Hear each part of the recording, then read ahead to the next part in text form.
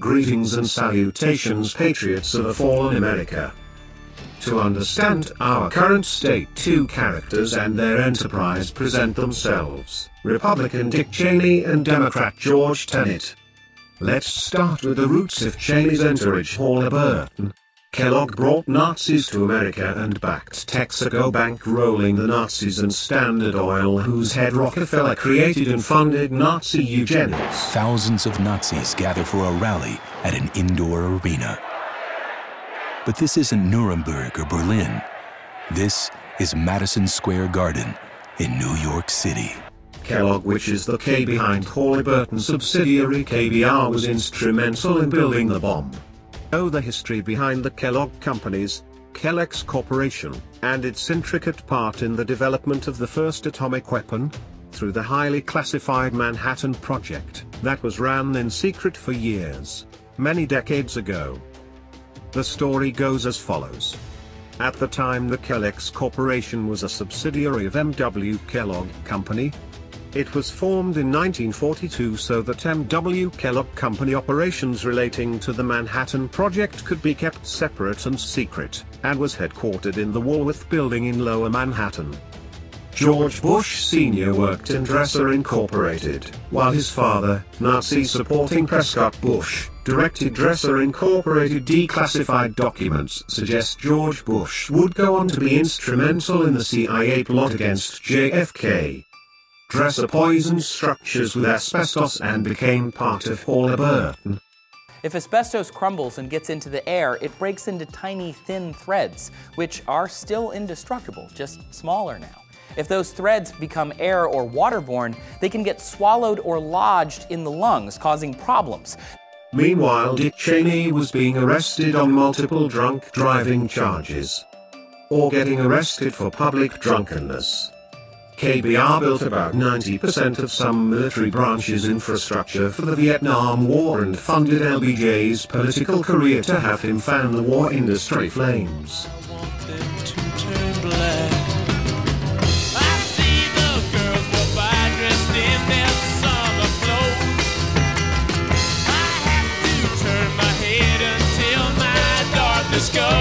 Meanwhile, Dick Cheney dodged the draft elaborately on 5 different occasions. But strangely, he went from there to being a part of the Trilateral Commission, which came from and controls the Bilderbergs and Council on Foreign Relations. There is a shadow government of industry, political individuals, economic individuals who are sitting in secret, away from the scrutiny eye of a free and independent press. They control everything. They own practically everything. Dick Cheney then went to Congress and voted against rape and incest exceptions to an abortion ban. He also voted against making a Martin Luther King Day. Not surprising when one considers Cheney called Nelson Mandela a terrorist. A prominent U.S. politician had no problem calling him a terrorist. Then Congressman Dick Cheney voted against the Comprehensive Anti-Apartheid Act in 1986. The bill called for tough sanctions on the country and the release of Mandela, who was the leader of the African National Congress. It took a few rounds of votes to pass the measure, but Dick Cheney was one of those Republicans who repeatedly voted no.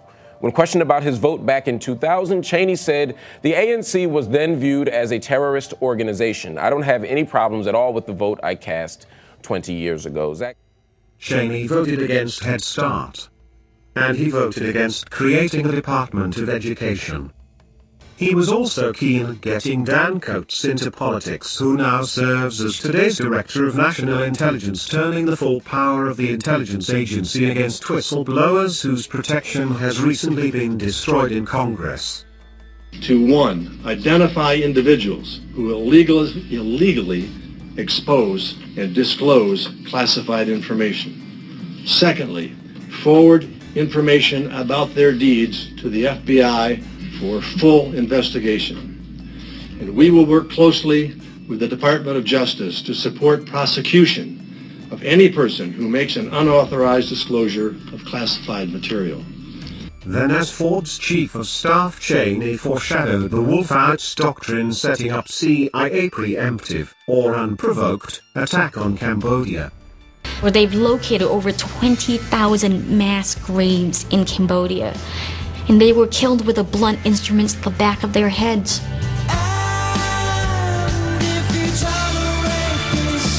Cheney was pulled into Ford's cabinet by Rumsfeld, a favor returned under W when self-appointed Vice President Cheney brought the dubious Mr. Rumsfeld back as Defense Secretary.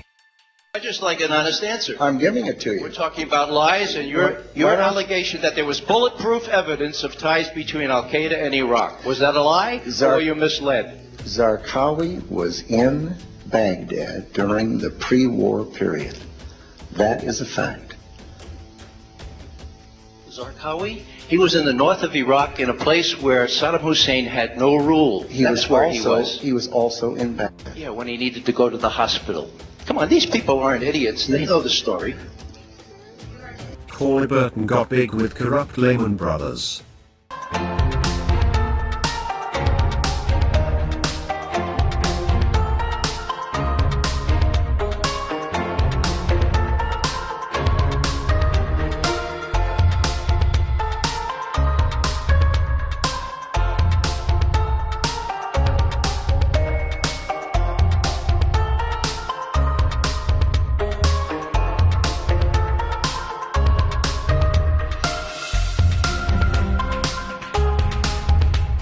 Meanwhile, future Director of Central Intelligence George Tenet was working with Bush Sr. and Saudi intelligence on Operation Cyclone, which incorporated the Taliban, CIA operatives that called themselves Al-Qaeda and Osama bin Laden, which they would continue to fund almost to the point of 9/11. Operation Cyclone was the code name for the United States Central Intelligence Agency's program to arm, train, and finance the Afghan Mujahideen during the Soviet War in Afghanistan from 1979 to 1989. Cheney was getting into the bankster game with Solomon Smith and Barney. In research, Smith, Barney, they make money the old-fashioned way. They earn it. And got on the board of Procter & Gamble. Cheney, as he engaged in Bush Sr.'s cabinet, started going to the Bilderberg-esque Alfalfa Club. You don't want to talk to the commoners? Hey, thanks for destroying our lives. Thank you so much. You are an expert at destroying the planet. Sir, I mean, we'd like to have just an actual conversation. And as Secretary for Defense, Cheney was preparing the profiteering on Mideast oil before the first Gulf War. Meeting with Saudi officials to secure Kuwaiti oil field. A dry run for Iraq. Cheney unleashed on Panama, going after former CIA employee Noriega. On December 19, 1989, while Panamanians were getting ready for the Christmas holidays, the United States was secretly mobilizing 26,000 troops for a midnight attack.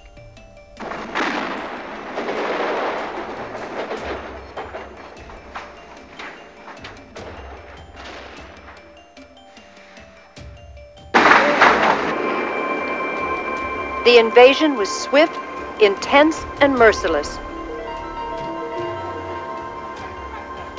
When it was over, thousands lay dead and wounded, and the country was in shambles. This was called Operation Just Cause. Go! Get in there!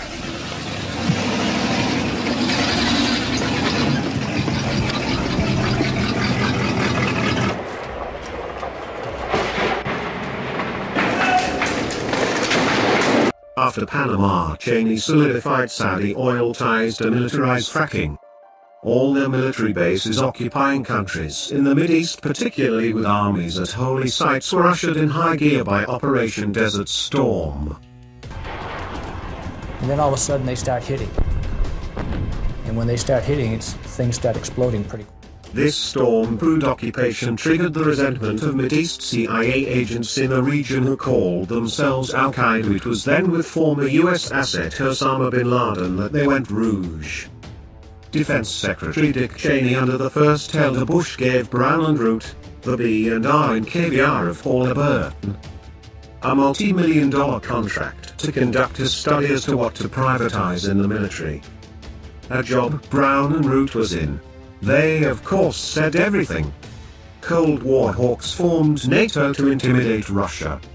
And NATO lost its relevance when Russia's allies in the Warsaw Pact disbanded as the USSR fell after the Gulf War. NATO could have been disbanded, but Cheney vied to keep the war, creating NATO at play.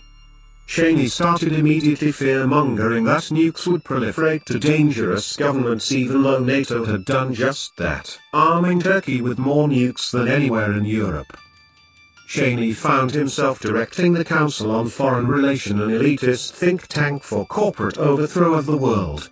It's good to be back at the Council on Foreign Relations. As Pete mentioned, I've been a member for a long time, and where George Tenet could also be found. So speaking of evil, let's get on to Mr. David Rockefeller and his organization, the Council on Foreign Relations. It was in 1997 that CIA Director George Tenet did his last national intelligence estimate on terrorism. During his career into the war on terror, nones were actually done on terrorism. Acting CIA Director George Tenet had a mentor that got Tenet's stay into W's cabinet. That man is David Boren, who taught 9/11 kamikaze pilots how to fly in his University of Oklahoma's airport. Cheney worked with Enron, and Halliburton has the Enron piss-poor marketing strategy, lie about your stock-making planned revenue actual, bolstering executive pay while creating a bubble to crash unwitting investors. KBR built the NATO infrastructure in the Balkans to bomb Kosovo for Rothschild corporate colonization. The village of Planea, 2 miles inside Kosovo. All day it has been targeted by NATO planes. The dust rises, and when it settles, the jets attack again. And Kosovo was being bombed on direction of the Atlantic Council, of which George Tenet is a directing member. While Kosovo was being hit, Tenet was using CIA drones to bomb the Chinese embassy in Belgrade as well.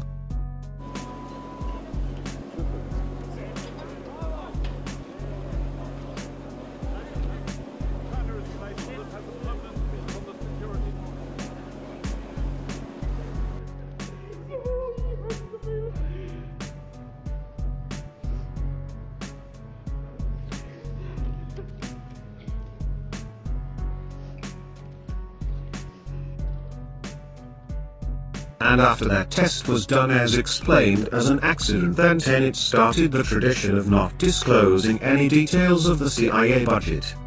George Tenet had surveillance on the recruiter of the 9/11 pilots but felt no need to warn anybody. In addition, he passed up on an easy seizure of Osama bin Laden on 10 different occasions. Clark alleges that the Bush administration's CIA, under the leadership of George Tenet, purposefully withheld information about the 9/11 hijackers from both the White House and both before and after the terrorist attacks. Clark claims the CIA not only knew the whereabouts of 2 9/11 hijackers, but actually tried to recruit them. George Tenet clearly could have prevented the attack, but then he would not have the excuse to expand the special operations activity known simply as the activity across the world.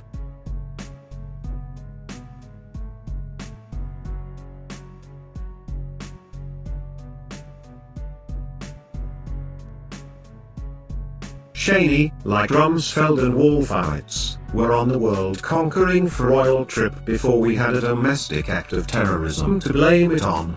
In the group Project for a New American Century, they tried to get their invasion on in 1998. And then in 2000 they preferred the idea they needed an act of terrorism to get things rolling. It says if we are going to transform America into tomorrow's dominant force, that's their phrase, then it's going to be a long process unless there is a catastrophic and catalyzing event, like Pearl Harbor.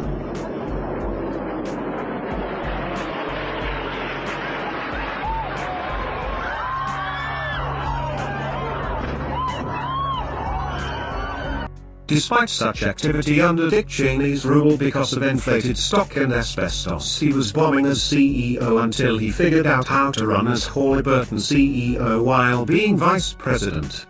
That was because he knew that Halliburton was on the verge of bankruptcy and that he was going to be out of a job. And not just out of a job, he was going to be in deep trouble.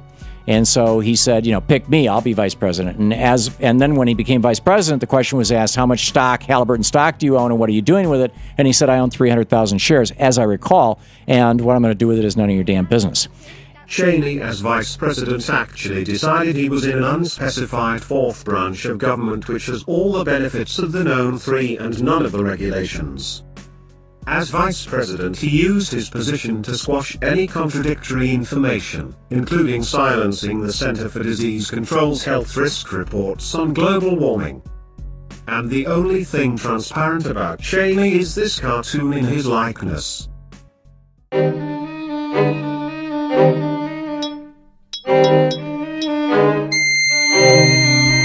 vice president. A Bush executive order commands everyone in the executive branch to report on handling of classified material. But Dick Cheney has not done so since 2002. Today, the House Oversight Committee revealed that in 2004, the Information Security Oversight Office, ISOO, tried to inspect Cheney's office but was denied entry. In fact, Cheney responded by trying to destroy ISOO. We know Rumsfeld at the Pentagon said they were going to be hit by a plane and backed by Cheney. The Pentagon, which has more than enough anti-missile capacity, was told not to defend itself. George Tenet was ready with the worldwide attack matrix, which was the foundation for the endless war on terror. Killing almost 3,000 people. These attacks triggered the longest war in US history, even longer than Vietnam. And with no fixed enemy, this conflict could be indefinite. But is the war on terror a genuine campaign to destroy terrorism, or is it just a military tactic for the West to profit from foreign intervention? Cheney already had the all-secondary positions covered. He had hired in a shadow government as all the deputies and undersecretaries while the world was distracted by the Bush-Gore election fuckery.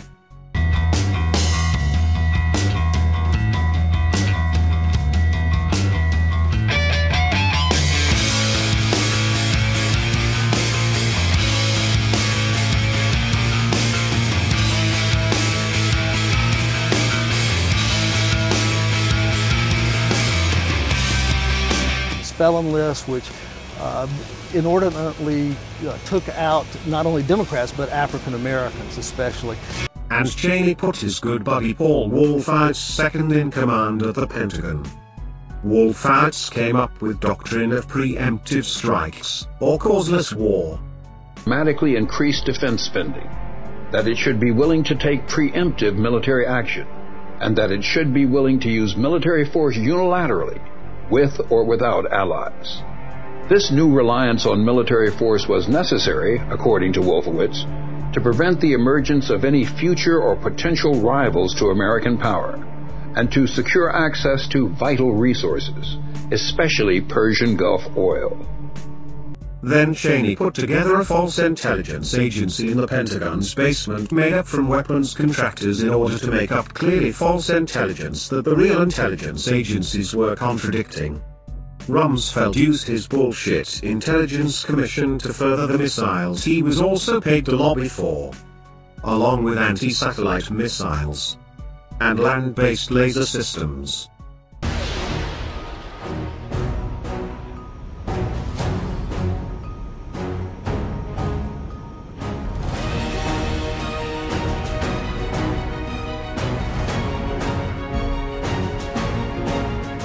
George Tenet played along with false intelligence reports, like that Saddam had nukes. He also told Bush proving weapons of mass destruction in Iraq was a slam dunk case. During Tenet's dictatorship, Bush gave him full reign for CIA torture to back up made-up claims.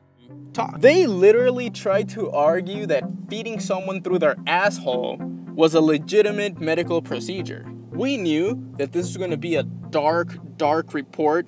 Agents questioning false intelligence were outed destroying covert careers. It seems as though we live in a different America than Dick Cheney. We live in one in which we believe we are a strong enough country and a great enough country that we can investigate wrongs that have happened and where things went off track, that we have strayed from our values. I guess Dick Cheney doesn't believe that, because he continues to advocate for things that fly in the face of what this country was founded on, not the least of which is torture, which is by every international convention that the United States has signed is considered to be a war crime. And the first order of business was connecting Al-Qaeda and Saddam Hussein, which is insane. They were enemies. George Tenet was found to have even forged a letter linking the two. And of course, that false intelligence warned of weapons of mass destruction. That called for the complete destruction of Saddam's weapons of mass destruction and an end to all efforts to develop or produce more chemical, biological, or nuclear weapons. Halliburton shares PR and marketing with Big Tobacco, which may have helped sucker Cheney's affiliates into employing Halliburton for Iraq when Halliburton was doing business with them and other countries that the Bush administration had labeled the axis of evil.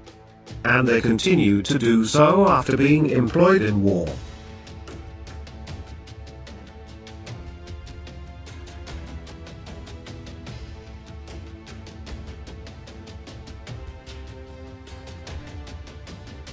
And anyone who didn't like it, according to Cheney, could go fuck themselves. I remembered what he had said to Senator Leahy from Vermont on the floor of the Senate when he had told him to go fuck himself.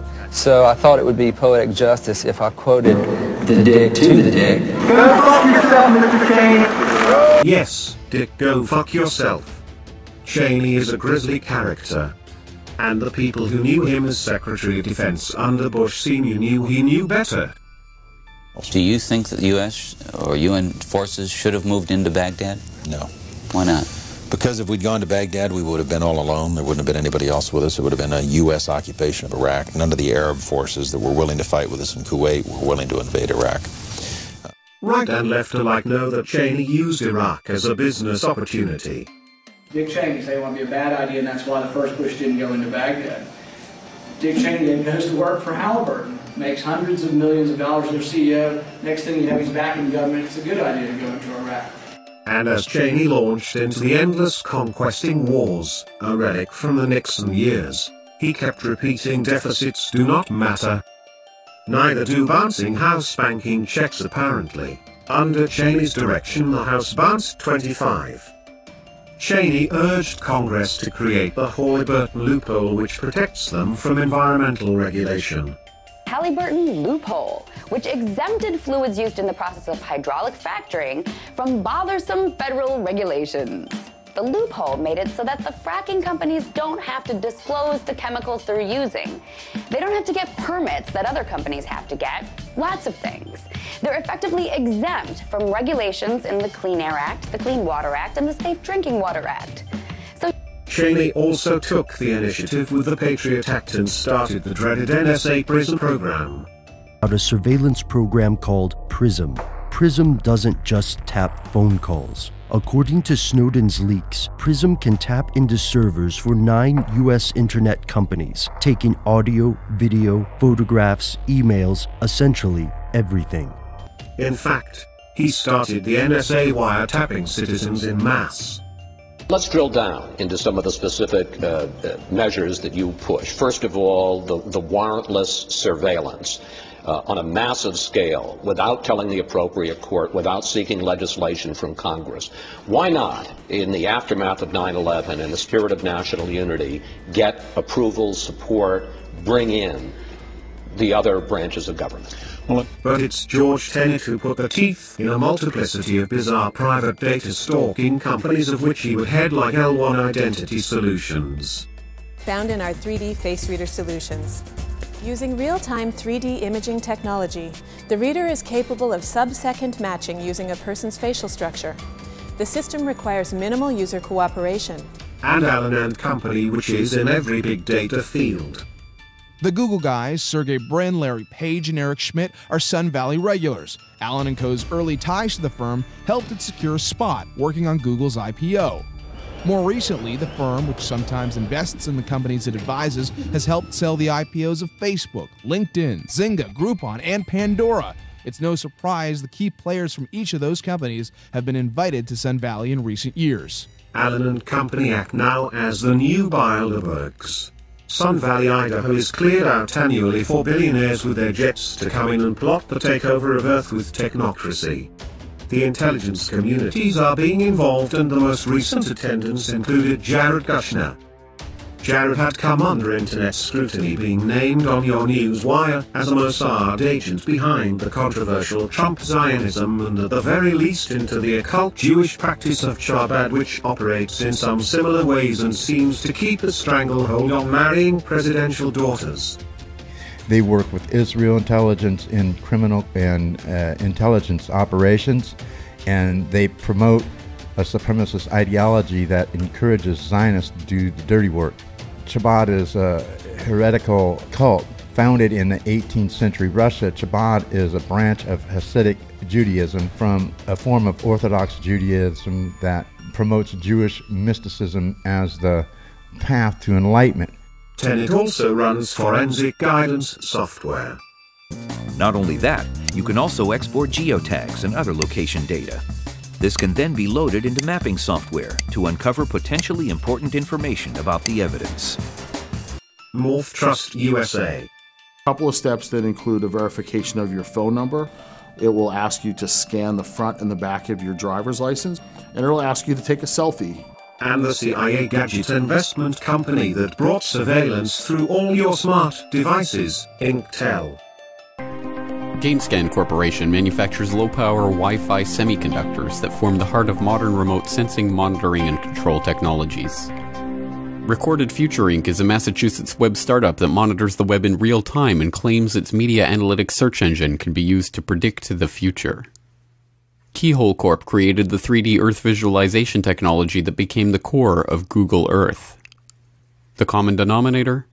All of these companies, and hundreds more cutting-edge technology and software startups, have received seed money and investment funding from In-Q-Tel, the CIA's own venture capital firm. As well as Palantir Technologies, which ushered in the predictive crime of Minority Report. But this PDF has a lot of creepy quotes about this Bilderberg attendee from Palantir Technologies, and right here's an illustration of some of the way they analyze data. It's got keywords and connections everywhere, supposedly how elections relate to the birth rate, to the explosion in population, to different types of negative events here, assassinations, their connection with public appearance, the Taliban, the connections to financing, to hijacking, to drug dealing, to our Chamber of Commerce, to Bank of America. And he befriended Senate computer surveilling future intelligence director John O'Brien. Meanwhile, Cheney was keeping several man-sized safes in his office for some reason. Halliburton's KBR also tricks locals in invading countries to work for them, then locks them in a prison camp. But the Kuwaiti company who received these men from the recruiters shoved them in here. A compound within Baghdad's airport, with showers without water and taps that are useless. 600 men who'd hoped to send money to their families piled in one room, as many as 4 to a bed, and apparently all forgotten. A nuisance no one wanted to address. They also built counterinsurgency training posts in Afghanistan, which are a fucking joke. 1, 2, 3. 1, 2, 3. 1, 2, 3. 1, 2, 3. 1, 2, 3. 1, 2, 3. 1, 2, 3. 1, 2, 3. But sometimes it gets pretty dark, as they are the company that built Guantanamo. These pictures of shackled and hooded men shock the world. Some say past allegations of waterboarding and hunger strikes have turned this place into a terrorist recruiter's dream. In America, everyone has the right to a fair trial. Unfortunately for the detainees of Guantanamo Bay, that doesn't apply to them as suspected foreign terrorists, which the US view as enemy combatants. In some cases, individuals have been held for more than a decade without charges or a trial. Under the Authorization for Use of Military Force, or AUMF, of 2001, America justifies indefinite detention, deeming their detainees to be security risks. George Tenet said that Al-Qaeda had learned techniques to resist interrogation, so torture, euphemistically called enhanced interrogation, was necessary. It's on the Guantanamo construct that enough domestic FEMA camps to house 1/6 of the population have been built. While it's not new for America to set up detention camps, this organized effort to ready stadiums and train stations to process poor people of color is unprecedented. Halliburton subsidiary KBR holds the contract. Your mailbox by the government, so when foreign troops come in here on us after martial law, but if you have a blue dot, they take you to the FEMA camps being built by Halliburton right now to house 50 million Americans. They're building enough concentration camps in America by Halliburton. So I'm going to tell all of you, if you have not bought ammunition, if you have not bought guns, go get them now. Go get them now, because you won't be able to get them much longer. This is the setup that gets us to how Tenet and Cheney have fucked the world. Look for part 2 for an understanding on how Cheney and Tenet are fucking us now. You are the resistance. We are Legion. But you are a slave here. Like everyone else, you were born into bondage. Born into a prison that you cannot smell or taste or touch. Prison for your mind.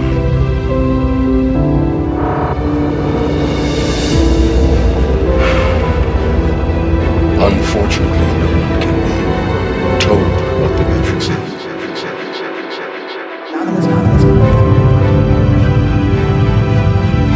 We do not